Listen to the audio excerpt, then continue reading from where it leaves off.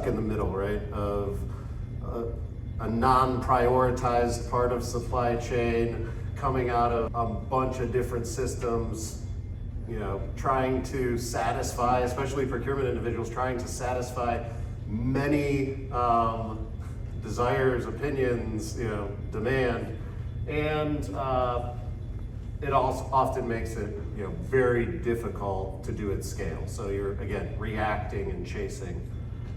And those results or the tools that you've traditionally had to do there are very manual and unscalable. So as we talk about AI and how you're looking at this and driving a strategic MRO roadmap, there are many things you need to bring together, many people you need to bring together, but there is hope, right? So there are things that can help you along the way, not go to the old playbook, right? So last year, for those that were here, we kind of did like a funny quip of having like stop, bow your heads, moment of silence, and this was for what we were touting, just to be provocative, at this death of the data cleanse, right?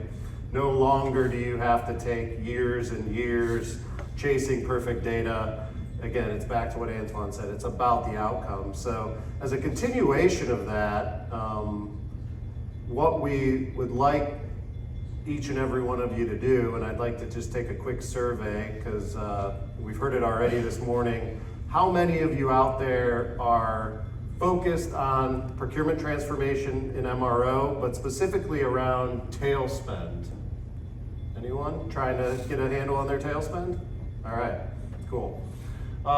So to do that, there are new approaches, new tools that are purpose-built for our part of the supply chain that can help you get there. So we want to spend some time looking at, why is AI built for MRO? We mentioned it on the panel. A lot of repetitive tasks, a lot of historical transactional data. These things are great to be able to train an AI or a model to make recommendations for you. So you can look at all of the data and have something intelligently make a recommendation based on the data. Now, we know that there are other variables, there's more why, there's knowledge that lives in the head of individuals across many stakeholders, but this is going to help you kind of remove data, clean data as a prerequisite and get, again, to the outcomes that matter, and then start following and transforming while driving efficiencies and working capital optimization, savings across different contracts and categories, and eliminating the long tail from your vendors.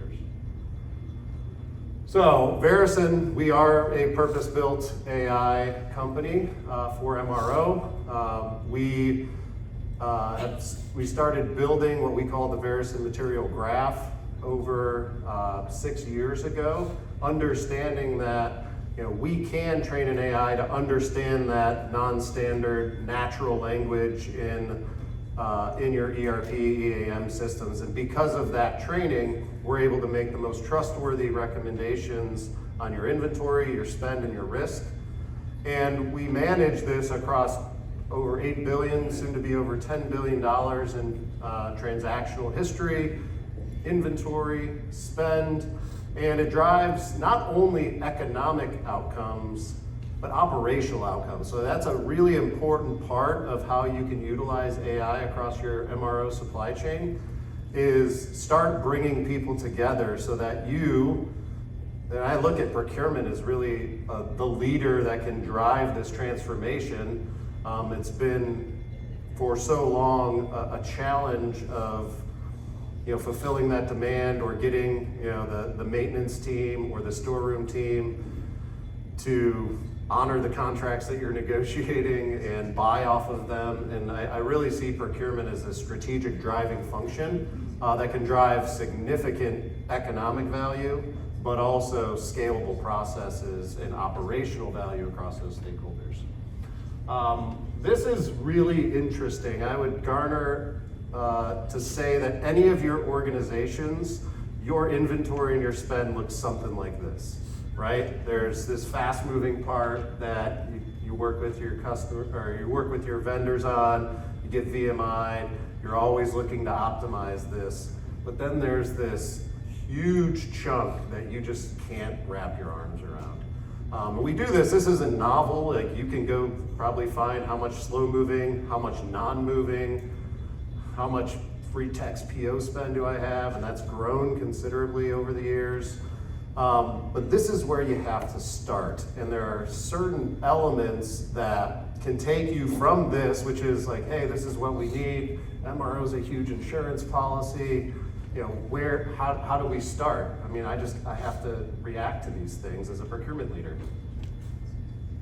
This is what it should look like. This is when we're talking MRO strategic roadmap. And just to explain, here on the left, that's where your current state is, as that pie chart on the last slide dictated, right? You have a ton of non-moving and slow-moving items, and free text POs because you just have to do it. You have misestablished criticality. So these are critical items, I gotta have them. There's tons of duplication, and you're just chasing it. So when we talk about purpose-built AI, it's really looking at all of this data aggregated across the entire profile of your spend so that you can go from 427, but target, we can run our business at 344 in on-hand inventory and not introduce any new risk into our business. And these are all the things you need to look at. These have traditionally been projects. They're not projects anymore. They influence each other, and you can see what data you have and what do you need to go do to execute. So when you're looking at, category cost savings, you should be looking at, all right, where do I need to run my business? And that's like a BHAG type of outcome that you should look at, and these and come together not only with your internal stakeholders, but your key category suppliers to go achieve. And it comes across, comes out of a very complex profile of systems. And this is, what we saw as an opportunity at Verusen was like, hey, how can I get data out of the Frankenstein, EAM, ERP, CMMS, procure to pay, and be able to make some sense of it and be able to present it in here's what we're seeing to drive a growing number of use cases and outcomes that matter to you, certainly matter to your organization, but help align your people, right? And so you can satisfy, because it really, what it comes down to is your ability to understand your enterprise network demand by material, by facility, so that you can buy at the enterprise level to fulfill those, that item level demand. So examples of purpose-built AI in MRO, we've touched on it, so I'll move through it fairly quickly, but certainly knowledge graphs, LLMs, the ability to take and understand massive amounts of data for materials in MRO, right? This isn't throwing this into ChatGPT, because you're gonna get really untrustworthy outcomes. If you've tried it, probably everyone has, hey, maybe we can, find a needle in a haystack. Doesn't really work that way. So you're gonna see a growing number of purpose-built AI across supply chain in general, but specifically for the MRO function. Second is one thing we mentioned on the panel is there's a ton of information that lives outside of the system, and you have an aging workforce of individuals that just know when this asset needs to be repaired. And you have unplanned and you have planned, and those usually sit in separate silos. So by bringing those together and starting to work together there, you can transfer that knowledge to deep learning and be able to empower the next generation of maintenance and procurement leaders of why do we do things, why have we historically done things, so you can be proactive instead of reactive. And then lastly, Gen AI. So what are these 18 variables across criticality and availability and all these the data we have or don't have, why is AI making this recommendation? So you're going to see more, plain English or plain language that says, here's what the data is telling us, here's why we're making this recommendation, so that you, your teams, and your counterparts can react and say, yeah, I do like that inventory change, or I didn't know that we had so much of this category in the tail. How do I get it to the vendor and supplier that I really want to buy from? So this, the big challenge in MRO, and it really goes back to just a simple supply and demand equation, right? It's really hard to know, I mentioned it earlier, by material, by facility, what do my people need, right? So that's why we have so much disparity across MRO. So by dialing in the item level demand for any given number of parts, you can start looking at your procurement organization from an enterprise perspective. So how do I satisfy the item level need, but buy on behalf of my enterprise, which will drive a ton of network efficiency, and how you should be looking at that, because then you can give that network demand to your suppliers, and that's going to empower them, because they don't know what they don't know. And you don't give them all your data for negotiation purposes and reasons, but you need to be looking at, all right, at any given point, what am I trying to supply for? And then how can I get that to my suppliers so they know what I need, so they can do what they do best, regardless of which supplier you have across the category, of logistically getting it there for you, or locking it up in the network so you don't have to hold it for 2 years if you can get it in 2 days. And that goes really big into item criticality. And this is a bit of what we mean, that you don't know, your suppliers don't know, but we can start uncovering with AI, is these motors seem like they're 3 different ones. Turns out 2 of them are the same, but the system doesn't know that. A lot of people in different facilities don't know that, and you can't just be sitting there chasing that all the time. So think about what your data looks like, and these things can be uncovered prior to a full all-out data cleanse. We say, data is removed as a prerequisite, but then you'll know where to improve and get to a standard nomenclature that can be repeated and scaled across your organization. So, talked a lot about this, but being able to have your demand in more real time and exchanging that with your suppliers certainly is going to be more and more prevalent across every category that you buy for. I think the virtual scenario modeling and networking, it is here today, but it will continue to be more effective so that you can not only see, but also execute and implement hub and spoke models, centralization models, and actually support, even if you buy decentrally across your plant networks, you can support the centralization of strategy and data and knowledge there that can help you effectively buy what your company needs versus just reacting and satisfying those individual needs. And once you have the network demand kind of dialed in a little bit more, right? I know I need these things. I know my people need these things. We get people to say, this is what I need. It starts opening up some really cool opportunities across the entire MRO lifecycle.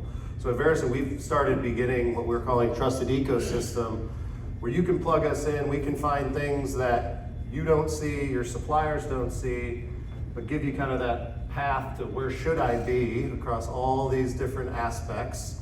And you can choose, prioritize, but just have that visibility. It's really, really difficult to get, but it's super powerful.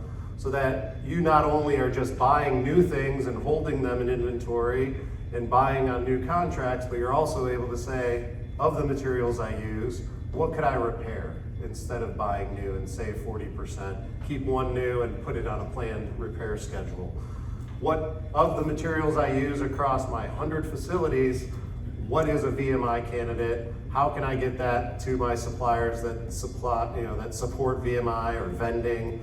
What opportunity do I have there? And everyone has a lot of non-moving things that go obsolete. So can I get any money for those things? So there's that tie of being able to understand the data to open up all these different use cases, and then get your data over time while you're still driving outcomes to an ISO 8000 standard and more appropriately in the place it needs to be to even find more efficiencies. So this is a little bit of a Verusen differentiator, but when you're looking at any tools, any vendors, suppliers, MRO is really complex, so try to keep it simple. And that's, simplicity, from our perspective is where we start. We advise against, doing too much customization. I think you're going to see, again, more purpose-built solutions, both from a software and an intelligence perspective and an AI perspective, that configure to your current systems, right? And this isn't customizing your ERP or your EAM or your procure-to-pay system. These are new things that can plug in and enhance. And it's all about sustainability. Can you scale these processes across your organization? Because you can't project your way out of today's MRO world and waste a lot less, right? Be more stewards of the environment and your ESG goals. MRO can contribute a significant amount to that, and it's something we're focused on. So, wanted to end with this. So that waterfall chart that we showed, these are things we're doing across organizations every day. So every one of our customers and prospects, we have that discussion. Where should you be and how do we get you there? And there's different variables and there's different paths, but it's becoming very standard. So we had an organization that came to us a few years ago looking for a data cleanse. And we said, well, why do you want a data cleanse? Well, we want to drive market basket efficiencies, we want to optimize our inventory, so on and so forth. And we said, well, let's start this journey and let's get there. And fast forward, just from a time perspective, we've been able to not only identify 5 times what they thought they could do from a cost savings perspective, but we've actually been able to automate, improve, and network their demand, that now we are partnering with their key suppliers to say, now go fulfill that, look what you can do from a VMI perspective, let's start doing some consignment of parts and all of these great things that have traditionally been very, very difficult to do at scale. And this is just the beginning. So regardless of where you're at from your maturation, MRO purchasing, MRO inventory, maintenance, whatever it is, I think the biggest thing to do from a transformational perspective is start, and we can start having that, you can start looking at that conversation so you can set your strategic roadmap to go execute in the near term, and then set yourself up for scalable, repeatable success long term.